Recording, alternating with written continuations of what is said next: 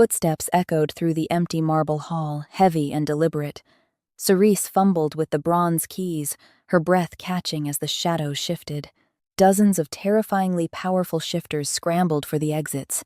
Only one man remained. He locked the heavy oak doors, turned, and whispered, "You stay." Midnight at the Blackwood Mountain Resort usually brought a haunting, suffocating silence. Nestled deep within the rugged terrain of the Colorado Rockies, the resort was ostensibly a high-end retreat for the wealthy elite.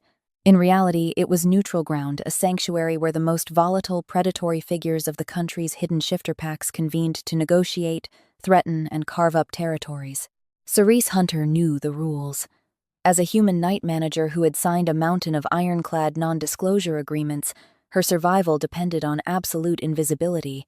She kept her head down, her uniform impeccably pressed, and her eyes firmly averted from the glowing amber irises of the guests.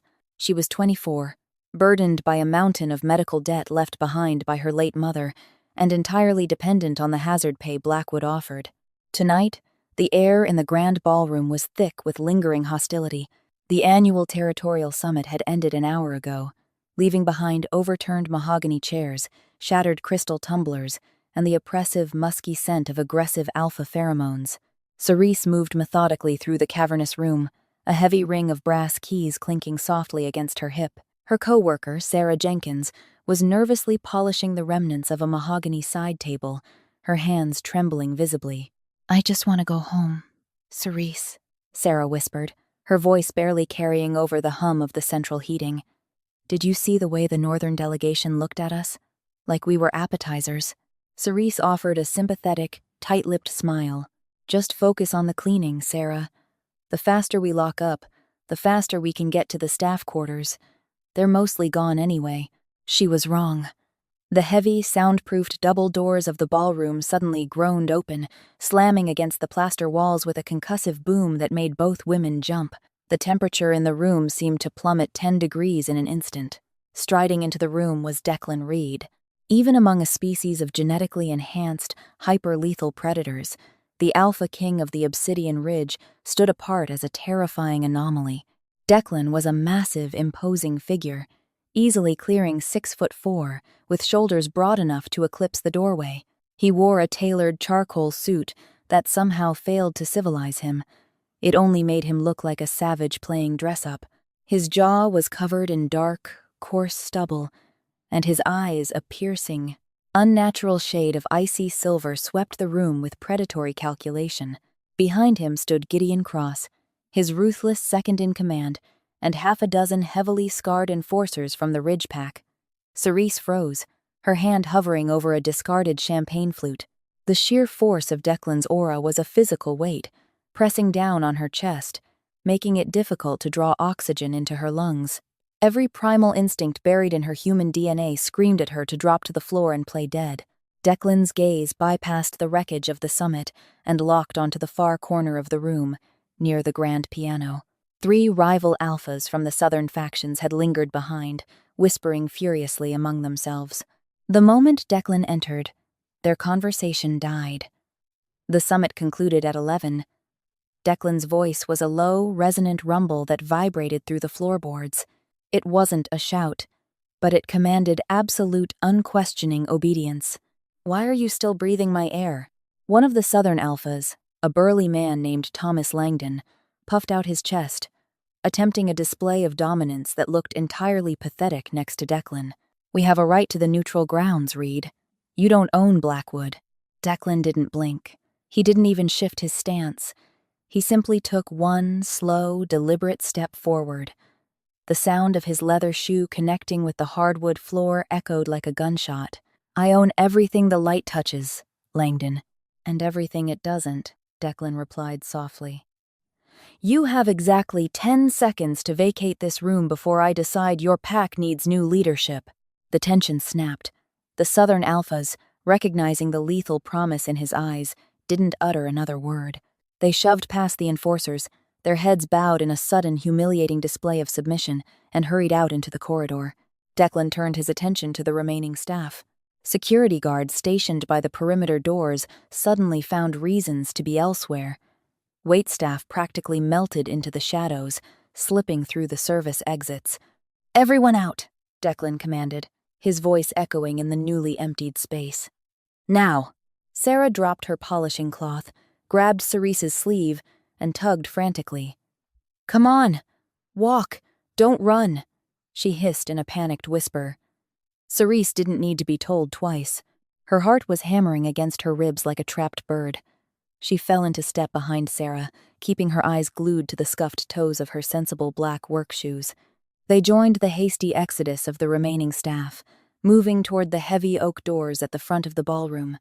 They were almost there, just 10 more feet to safety. "Not you." The words sliced through the air, sharp and unyielding. Cerise stopped. The entire room seemed to freeze. Sarah let go of her arm, shooting her a look of sheer, unadulterated terror before bolting through the doorway, abandoning her completely. Cerise slowly lifted her head. Declan Reed was staring directly at her. His enforcers stepped out into the hallway, pulling the heavy oak doors shut behind them. The metallic clack of the deadbolt sliding into place sounded like a death knell. Cerise was alone, locked in a soundproof ballroom with the most dangerous creature in North America. The silence that followed was absolute, heavy with unspoken threats and a strange, crackling electricity that made the fine hairs on Cerise's arms stand on end. Declan remained near the center of the room, his silver eyes mapping every inch of her face. He didn't rush toward her. Instead, he unbuttoned his suit jacket with maddening slowness. Tossing it carelessly onto a nearby chair, he unfastened his cufflinks, rolling up the sleeves of his crisp white shirt to reveal forearms corded with muscle and laced with pale, jagged scars. Cerise's mind raced, scrolling through every interaction, every protocol she had ever memorized. Had she looked at him too long? Had she overheard something she shouldn't have? "Sir," Cerise managed to say, her voice miraculously steady despite the frantic trembling of her hands. "If this is about the damaged furniture, I assure you the resort's insurance will handle it. I can fetch the general manager." "Shut up." It wasn't spoken with malice, but rather a weary impatience. Declan closed the distance between them, his movements terrifyingly fluid, like a panther stalking through tall grass. He stopped barely 3 feet away from her. Up close, his scent was overwhelming, crushed pine needles, ozone right before a lightning strike, and something darkly masculine that made her head spin. "What is your name?" he asked, tilting his head slightly. "Cerise. Cerise Hunter." Declan's nostrils flared slightly. He was scenting her. Cerise fought the urge to step back, knowing that retreating from a predator only triggered their chase instinct. "You're entirely human," Declan murmured, almost to himself. It wasn't a question. No trace of the wolf in your bloodline. No dormant gene. Just a fragile, breakable human.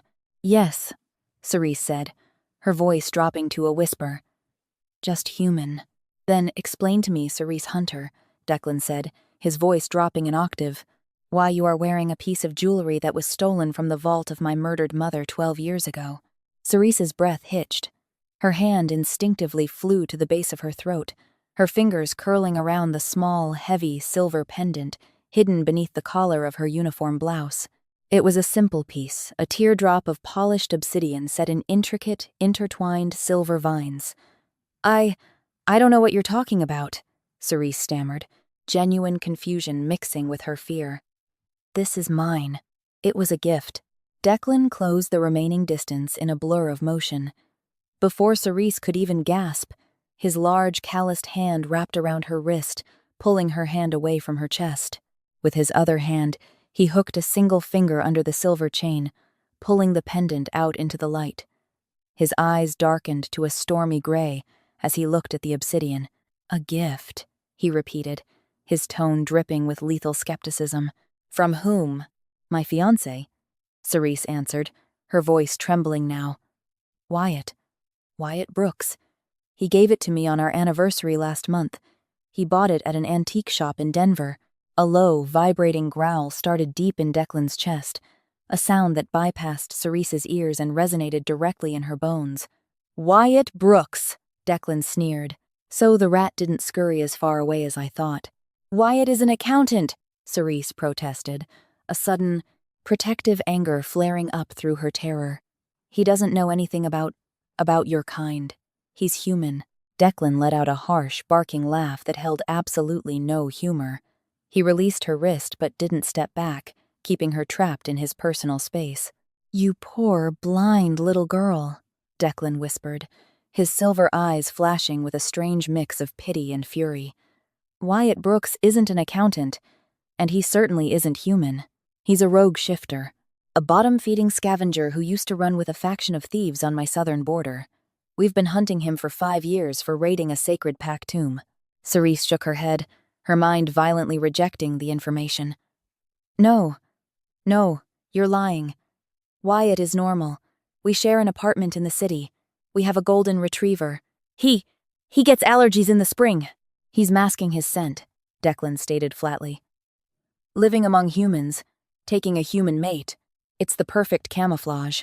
No enforcer would think to look for a rogue hiding behind a mortal woman's apron strings and giving you the obsidian tear to wear." Declan's jaw clenched. "Brilliant. My trackers have been scanning the magical ley lines for that artifact. By keeping it pressed against human skin, surrounded by the mundane aura of a city, the magical signature was completely dampened."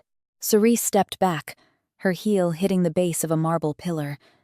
There was nowhere left to go. Her reality was fracturing, cracking like thin ice over a deep, dark lake. Wyatt? Sweet, boring, predictable Wyatt, who burned toast and couldn't fix a leaky faucet? A werewolf thief? "I don't believe you," Cerise said, though the words lacked conviction. Declan reached into the pocket of his trousers and pulled out a sleek black smartphone. He tapped the screen a few times and held it up for her to see. It was a live security feed from the resort's underground parking garage. Cerise recognized Wyatt's silver Honda Civic. Standing next to it was Wyatt himself, but it wasn't the Wyatt she knew. His posture was entirely different, predatory, coiled, dangerous. He was speaking to 2 heavily tattooed men, his face contorted in an ugly snarl. As Cerise watched the silent footage, Wyatt suddenly grabbed one of the men by the throat and lifted him entirely off the ground with one hand, his eyes glowing a sickly, unmistakable yellow in the dim light of the garage. The phone slipped from Cerise's trembling fingers, but Declan caught it before it hit the floor. "He sent you to work here," Declan said, connecting the dots aloud. "A neutral zone. The one place my trackers couldn't raid without provoking a war. He used you as a walking, breathing vault for my family's legacy." Tears pricked the corners of Cerise's eyes. Anger, hot and bitter, began to burn through the freezing panic. 5 years.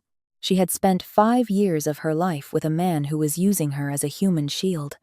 "Take it," Cerise said suddenly. She reached behind her neck, fumbling wildly with the clasp of the necklace. "Take the damn necklace. I don't want it. I don't want any part of this." "It's not that simple," Declan said softly, his hand shooting out to cover hers, stopping her from removing the chain. The moment his skin touched hers, a violently bright shock of electricity arced between them. Cerise gasped, her knees buckling. Declan didn't let her fall. His arm wrapped around her waist, pulling her flush against his solid chest. He froze, his entire body going rigid.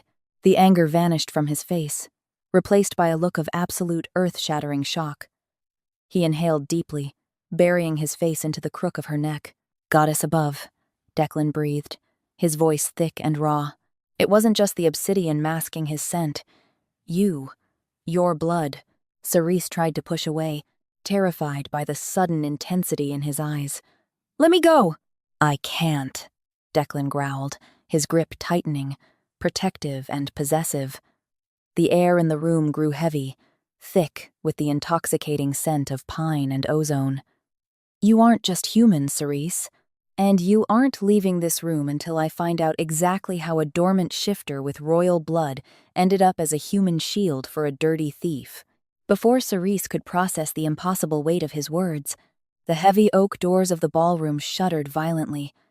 A second later, the wood splintered, and the doors blew inward with a deafening crash.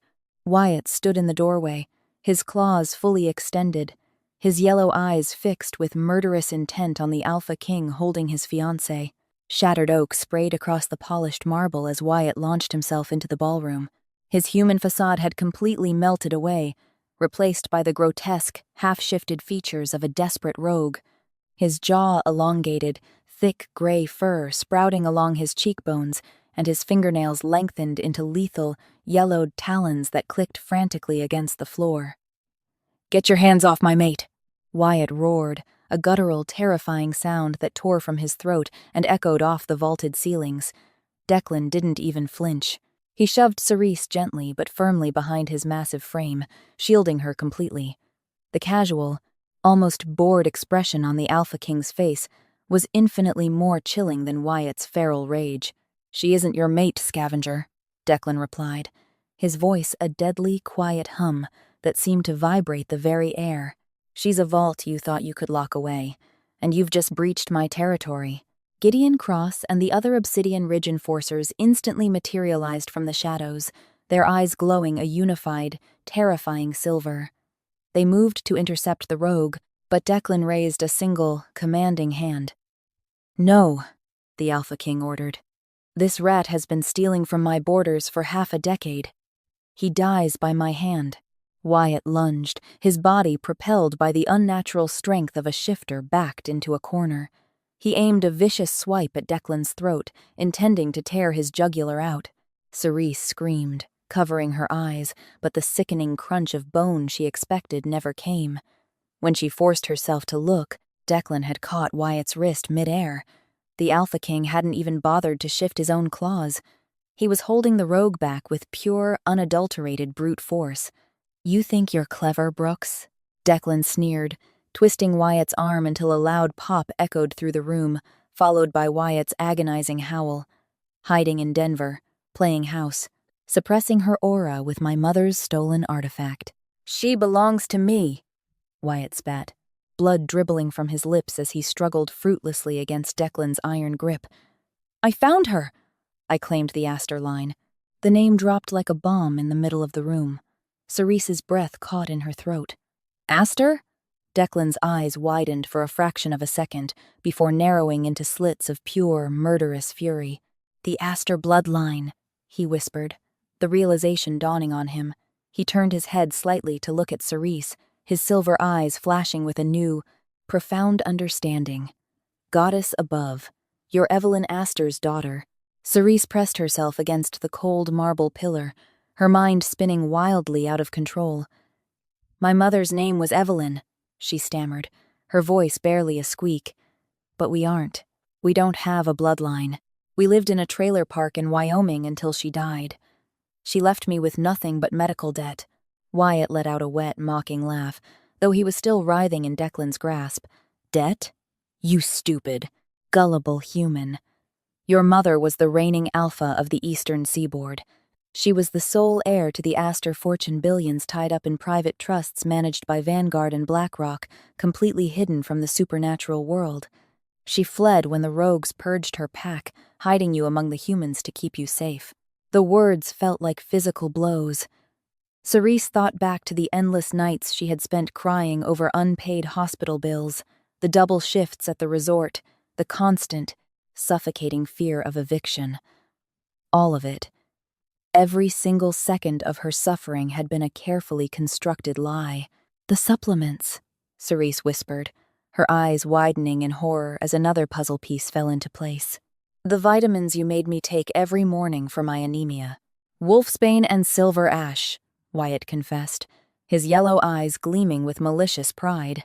"Kept your wolf completely dormant, kept you weak, compliant, and perfectly human. You were my retirement plan, Cerise. The moment we got married, I would have had legal access to the Aster Trust." A cold, numb sensation washed over Cerise. The man she had slept next to, the man who had kissed her forehead and brought her coffee, had been poisoning her daily. He had kept her enslaved in her own body, blind to her true heritage, all to steal a fortune she didn't even know existed. Declan's face hardened into a mask of pure, unforgiving stone. "You poisoned a royal heir. You kept her trapped in a human shell. The Alpha King's voice dropped to a terrifying, monstrous whisper. There isn't a dark enough corner in hell for you. With a swift, brutal motion, Declan delivered a devastating blow to Wyatt's abdomen, followed by a sweeping kick that shattered the rogue's knee. Wyatt crumpled to the floor, screaming in agony. Declan didn't hesitate. He brought the heel of his heavy leather shoe down on the back of Wyatt's neck, pinning him to the marble. "Gideon!" Declan commanded, not taking his eyes off the broken rogue. "Take him to the ridge. Put him in the deepest cell in the obsidian caverns. Make sure the silver chains are tight. I want him alive when I return."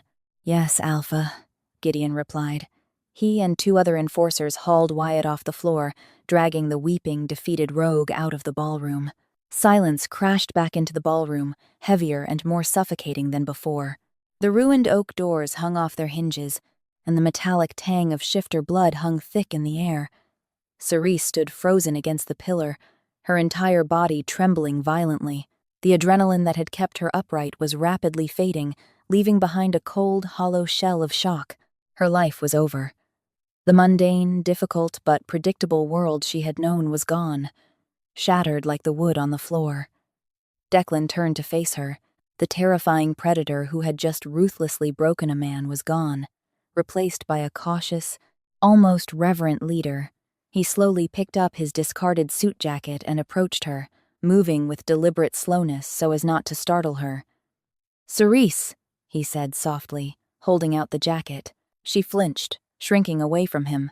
"Don't touch me." Declan stopped instantly, dropping his hands to his sides.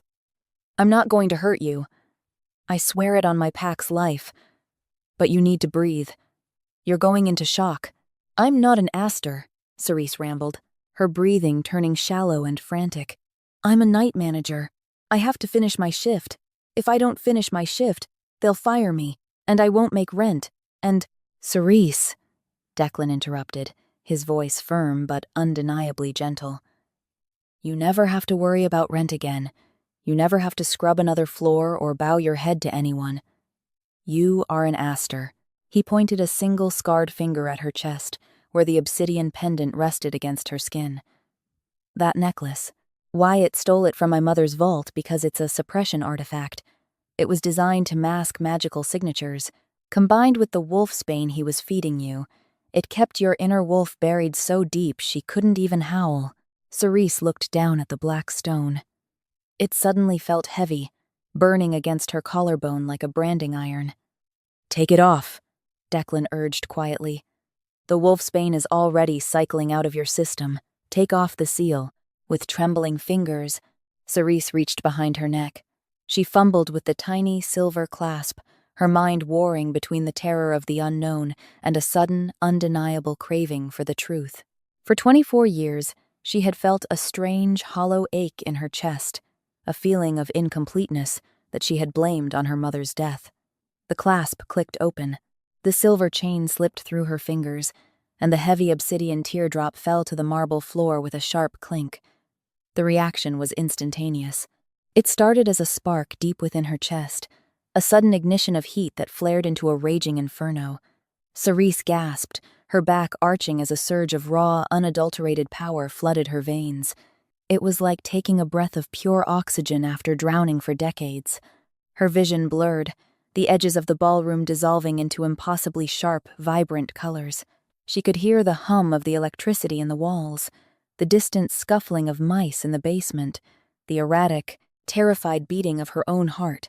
And then she felt her, a massive, ancient presence uncoiling within her soul, a majestic, silver-furred creature that stretched its limbs and let out a triumphant, earth-shattering howl within Cerise's mind. The dormant Aster wolf had finally awakened. Cerise fell to her knees, clutching her head as a torrent of suppressed memories and instincts flooded her brain. She remembered her mother, not as the frail, sickly woman in the trailer park, but as a towering, regal alpha with eyes like liquid gold, standing proudly on the shores of the Atlantic.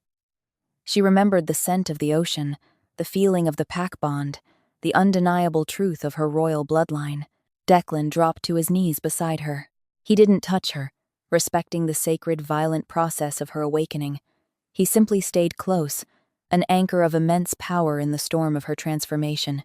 When Cerise finally opened her eyes, the mundane brown irises had vanished, replaced by a brilliant, glowing amber that cast a soft light in the dim ballroom.